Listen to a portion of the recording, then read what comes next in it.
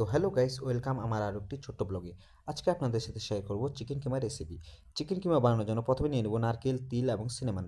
এগুলো আমরা একটা ফ্রাই প্যানে ফ্রাই করে এক সাইডে রেখে দেবো। তারপর নিয়ে নেব টমেটো, অনিয়ন এবং শুকনো লঙ্কা। এসব আমরা জলে বয়েল করে এক সাইডে রেখে দেবো। তারপর নিয়ে নিয়েছি 2 কিলো চিকেন কিমা, এটাও আমরা বয়েল করে রেখে দিয়েছি। তো 2 কিলো চিকেন কিমাতে আপনাদের প্রায় লাগবে 10 থেকে 12টা মিডিয়াম সাইজের অনিয়ন এবং 5 থেকে 6টা মিডিয়াম সাইজের টমেটো এবং 3-4টে শুকনো লঙ্কা। এগুলো আপনারা বয়েল করে রাখবেন 2 কিলো চিকেনের জন্য। আর সিনেমান, নারকেল, তিল এগুলো লাগবে হালকা হালকা, সেটা আপনাদের টেস্ট হিসাবে দিতে পারেন আপনারা। তারপর কড়াই চাপিয়ে তেল দিয়ে অনিয়ন চপ দিয়ে এটাকে ফ্রাই করে নেব। অনিয়ন চপটা আমরা হালকা ফ্রাই করে নেব। তারপর দিয়ে দেবো লবণ। লবণটা দিলে আর কি অনিয়নটা তাড়াতাড়ি ফ্রাই হয়ে যায়। ফ্রাই হয়ে যাওয়ার পর আমরা দিয়ে দেবো লঙ্কার গুঁড়ো।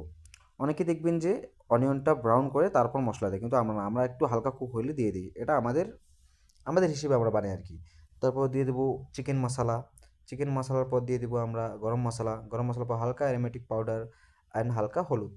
এটা দেওয়ার পর আমরা এটাকে ভালোভাবে কুক করে নেব। ভালোভাবে কুক করে নেওয়ার পর যে টমেটো এবং অনিয়নের গ্রেভিটা বানিয়ে রেখেছিলাম সেটা আমরা দিয়ে দিব। দিয়ে দেওয়ার পর এটাকে আমরা ততক্ষণ কুক করব যতক্ষণ এর রগেনটা বের হয়ে না আসে আর কি, মানে তেলটা ছেড়ে না দেয় আর কি। তারপর এটা মানে ভালোভাবে কুক হয়ে যাওয়ার পর যখন দেখবেন যে এরকম কালার এসে গেছে, তারপর দিয়ে দেবেন আপনারা এই নারকেল, তিল এবং সিনেমানের পাউডারটা, যেটা আপনারা আগে বানিয়ে রেখে। দিয়ে দেওয়ার পর ভালোভাবে মিক্স করে নেওয়ার পর চিকেন কিমাটা যেটা আমরা বয়েল করে রেখেছি সেটা দিয়ে দেবো।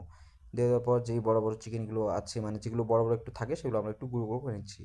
গুঁড়ো করে নেওয়ার পর ভালোভাবে কুক করে নিচ্ছি। তো এখানে জল একটু কম ছিল, আমরা একটু জল দিয়ে দিয়েছিলাম। জল দেওয়ার পর এটাকে আমরা প্রায় 1 থেকে 1.5 ঘন্টা কুক করে নেবো।